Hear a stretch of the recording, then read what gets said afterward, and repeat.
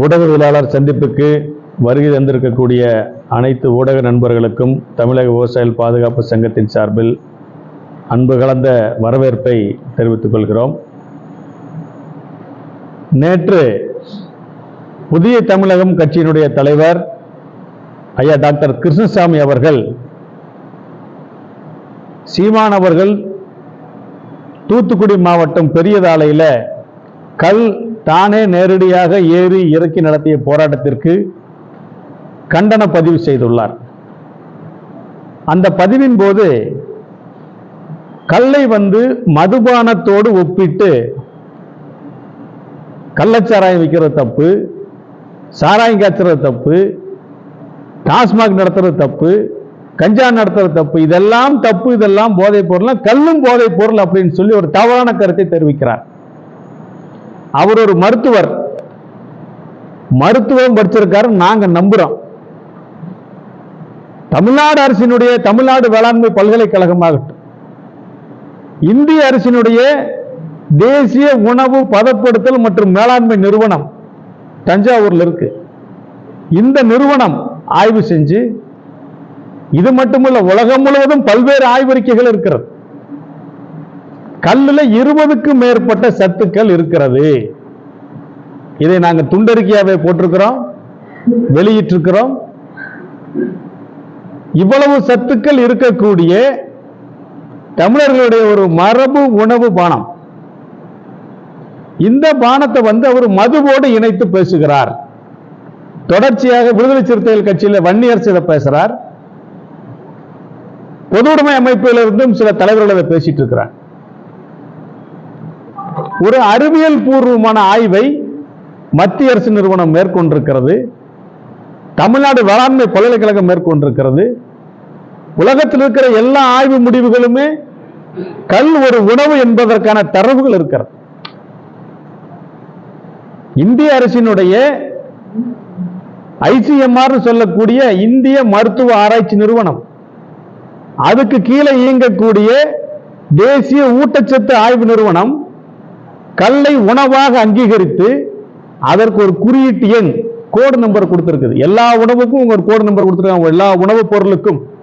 அதுபோல கல்லுக்கும் ஒரு குறியீட்டு எண் K001 ஒரு குறியீட்டு எண்ணை கொடுத்திருக்கிறாங்க, உணவுப் பொருளாக அங்கீகரித்திருக்கிறார்கள். FSSAI சொல்லக்கூடிய அமைப்பு, இந்திய உணவுப்படுத்தல் கட்டுப்பாட்டு நிறுவனம், அந்த நிறுவனத்தினுடைய ஆய்வறிக்கையிலும் சரி, பியூரோ ஆஃப் இந்தியன் ஸ்டாண்டர்ட்ஸ், அதாவது BIS சொல்லுவோம், இந்திய தர நிர்ணய ஆணையம், அதுவும் பார்த்தீங்கன்னா 5% மேல் ஆல்கஹால் அளவு இருந்தா மட்டும்தான் அது மதுபானம் மிக தெளிவா சொல்லியிருக்கு. கல்லுல 2 முதல் 4% மட்டுமே அந்த ஆல்கஹால் கண்டென்ட் இருக்கிறதா மத்திய அரசாங்கத்தினுடைய அறிக்கை மிக தெளிவாக தெரிவிக்கிறது. எனவேதான் 15 ஆண்டுகளுக்கு மேலாக கோவை, திருப்பூர் மாவட்டங்களிலே தென்னையிலிருந்து விவசாயிகள் கல்லை ஒரு உரிமை போராட்டமாக நடத்தி கொண்டிருக்கிறார்கள். இந்த உரிமை போராட்டத்தின் போது காவல்துறை பல முறை இவர்களை எல்லாம் தமிழ்நாடு மதுவிலக்கு தடை சட்டத்தின் கீழே கைது செய்திருக்கிறது, வழக்குகளை பதிவு செய்திருக்கிறது, நீதிமன்றத்தில் குற்றப்பத்திரிகை தாக்கல் செய்திருக்கிறாங்க. ஆனால் எந்த வழக்கிலுமே தண்டனை வழங்கப்படவில்லை, எல்லா வழக்குகளுமே விடுதலையாகி இருக்கிறது. காவல்துறையால் நீதிமன்றத்தில் கல் ஒரு மதுபானம் என்று நிரூபிக்க முடியல. இன்னைக்கு பீர்ல 8 to 12% ஆல்கஹால் இருக்கு, பிராண்டி விஸ்கி எல்லாமே 42%, 50% போயாச்சு. அதுல இருக்கிறது முழுக்க முழுக்க ஒரு தொழிற்சாலை தயாரிக்கப்பட்ட எத்தனால் தான். அது முழுக்க முழுக்க விஷம், மெல்ல கொல்லும் விஷம். ஆக மெல்ல கொல்லும் விஷத்தோடு உடலுக்கு பல்வேறு தீமைகளை ஏற்படுத்தக்கூடிய இந்த மது வகைகளோடு கல்லை, 20க்கும் மேற்பட்ட சத்துக்கள் இருக்கக்கூடிய கல்லை, விட்டமின் இருக்குது, மினரல்ஸ் இருக்குது, அமினோ அமிலங்கள் இருக்குது, புரோட்டீன் இருக்குது. நான் உங்களுக்கு படிச்சே காட்டுறேன் பாருங்க. உங்களுக்கு எல்லாருக்கும் இந்த அறிக்கை கொடுத்திருக்கிறேன். Vitamin B1, B5, B7, B12, B2, B3, folic acid, choline, vitamin C, அது பார்த்தீங்கன்னா மினரல்ஸ் சொல்லக்கூடிய தாதுக்கள், உடம்புக்கு நாம இயங்குவதற்கு தேவையான தாதுக்கள், phosphorus, calcium, sodium, zinc, copper, nitrogen, potassium, magnesium, chlorine, boron, இது மாதிரி அது ஒரு 13 வகையான தாதுக்கள் கல்லில் இருக்குது. இவை எல்லாமே இயற்கையாக தென்னம்பாளையிலிருந்து இருந்து பனம்பாளையிலிருந்து வரக்கூடிய அந்த சாறு இயற்கையாக நொதிப்பதால் கிடைக்கக்கூடிய சத்துக்கள். ஆக ஒரு மருத்துவராக இருக்கக்கூடிய புதிய தமிழகம் கிருஷ்ணசாமி அவர்கள் ஒரு மருத்துவராக இருந்துட்டு இது சம்பந்தப்பட்ட எந்த ஆய்வுமே மேற்கொள்ளாம உள்நோக்கத்தோடு வன்மத்தோடு பேசுகிறார். அவர் ஒரு சாதி வெறியோடு பேசுகிறார். கல் என்பது ஒட்டுமொத்த தமிழ் சமூகத்தினுடைய உரிமை. உலக அளவில் எந்த நாட்டிலும் இந்தியாவில் எந்த மாநிலத்திலும் கல்லுக்கு தடை கிடையாது. மதுவிலக்கு இருக்கக்கூடிய பீகாரில் கூட கல்லுக்கு தடை கிடையாது. தமிழ்நாட்டில் இருந்து பகுத்தறிவு, பொதுவுடைமை, புரட்சி பேசுகிற போராளிகள் கல்லுக்கு எதிர்ப்பு தெரிவிக்கிறாங்க. இவர்கள் எல்லோரையுமே நாங்கள் போலி போராளிகள் என்கிறோம். போங்க பக்கத்து மாநிலம் கேரளாவுக்கு போங்க, கேரள அரசாங்கத்தோட ஆவணங்கள் எடுத்து பாருங்க. ஒட்டுமொத்த சமூகமும் இன்னைக்கு கல்லை குடித்து உடல் நலத்தை மிகச்சரியாக வைத்திருக்கிறாங்க. இங்க எதிர்ப்பு தெரிவிக்கிறவங்க எல்லாமே இந்த டாஸ்மாக்ல பிராந்தி பீர் விற்கக்கூடிய நிறுவனங்களுடைய கைக்கூலிகள். இவங்கிட்ட காசு வாங்கிட்டு இவங்க எல்லாம் தேர்தல் செலவு பண்ணி ஓட்டுக்கு வர்றாங்க. ஆனா உண்மை என்னன்னா, கேரளாவில எடுத்துக்கலாம், அதுக்கு ஆதாரப்பூர்வமா கேரளாவில் நம்ம பேசலாம். கேரளாவில் அந்நிய மதுபானங்களுடைய விற்பனையும் உயர்ந்து கொண்டே இருக்கிறது, கல்லுடைய விற்பனையும் உயர்ந்து கொண்டே இருக்கிறது.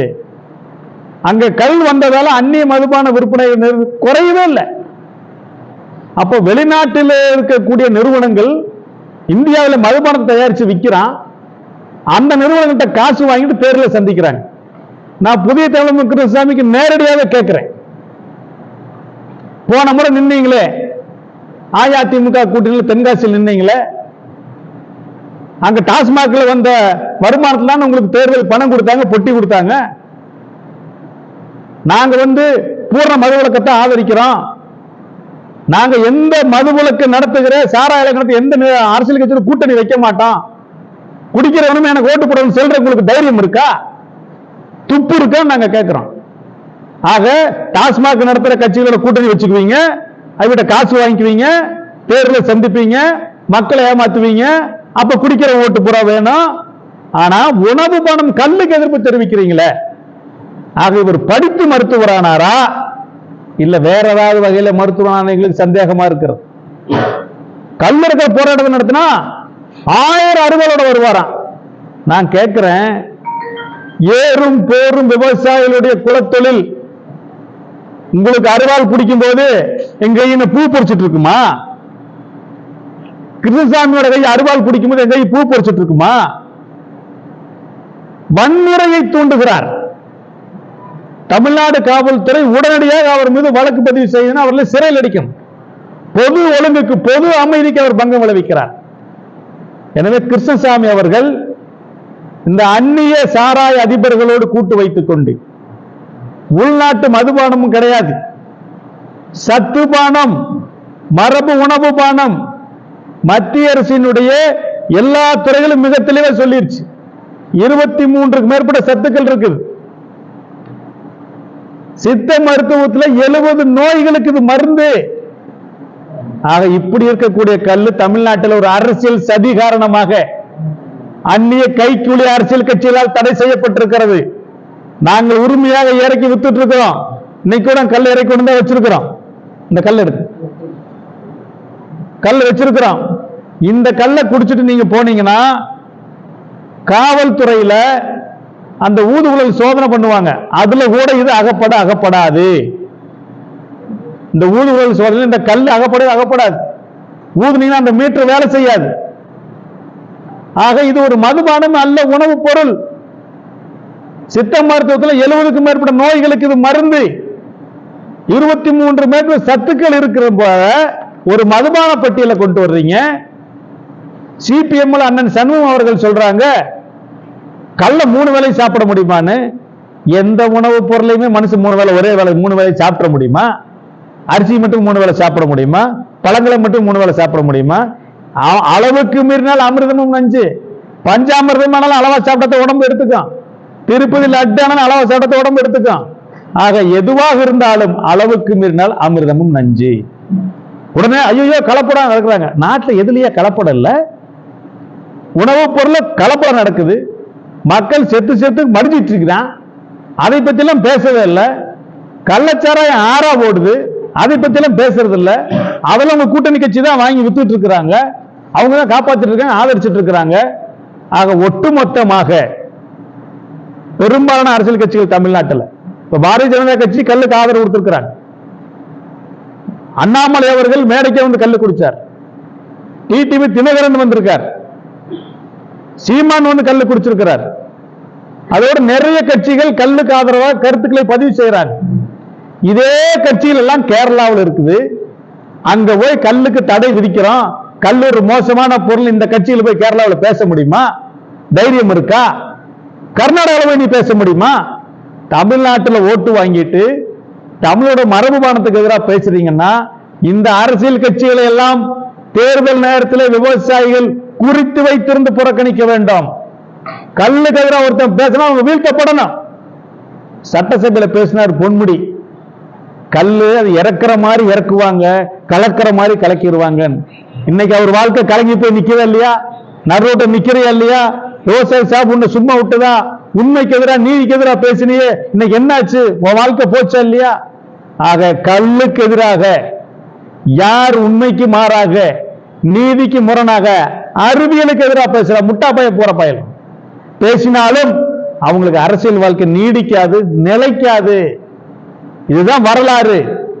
அதான் தர்மம் வெல்லும் அப்படிங்கிறதுக்கு உதாரணமே இந்த கல் பிரச்சனை தான். இந்த தேர்தலுக்குள்ள தமிழ்நாடு முதல்வர் அவர்கள் குறிப்பா கவனிக்கணும். நீங்க பகுத்தறிவு பேசுறீங்க, அரசு நிறுவனங்களுக்கு கொடுத்திருக்க இந்த அறிவியல் பூர்வ ஆய்வு பாருங்க. கேரளாவுக்கு அடிக்கடி போறீங்க, கேரளா முதல்வர் இங்க வர்றாரு, கேரளாவில் எப்படி கல்ல வெற்றிகரமா அமல்படுத்திருக்காங்கன்னு பாருங்க. பார்த்துட்டு அதை அமல்படுத்துங்க. எதுக்கு எடுத்தாலும் கேரளா மாடல் சொல்லக்கூடிய பொது உடைமை கட்சிகள் சிபிஎம் அவங்களை கேட்கிறோம். தமிழ்நாட்டில் கல்லை முன்னெடுக்கணும், கல்லுக்கு தடை நீக்கணும்னு பேச வேண்டிய கட்சிகளை முதல் இந்த 2 கட்சிகள் தான் பேசணும். ஏன் பேச மாட்டேங்கிறீங்க? இப்ப கேரளாவில் மட்டும் தமிழ்நாட்டில் மட்டும் வந்து என்னாச்சு? ஆக தொடர்ச்சியாக கல்லுக்கு எதிராக நீ யார் பரப்புரை செய்தாலும் அவர்களுடைய சங்க அலுவலகமாக இருந்தாலும் சரி, கட்சி அலுவலகமாக இருந்தாலும் சரி, நாங்கள் தொடர்ச்சியாக அவர்கள் வருத்தம் தெரிவிக்கும் வரை, மன்னிப்பு கேட்கும் வரை தமிழக விவசாயிகள் பாதுகாப்பு சங்கமும் கல் போராளிகளும் இணைந்து மாபெரும் முற்றுகையை விரைவில் நடத்துள்ளோம் என்பதை இந்த சந்திப்பின் வாயிலாக நாங்கள் தமிழக விவசாயிகள் பாதுகாப்பு சங்கத்தின் சார்பில் நாங்கள் தெரிவித்துக் கொள்கிறோம். அண்ணன் சண்முகம் அவர்கள் நான் மிகவும் மதிக்கத்தக்க போராளி.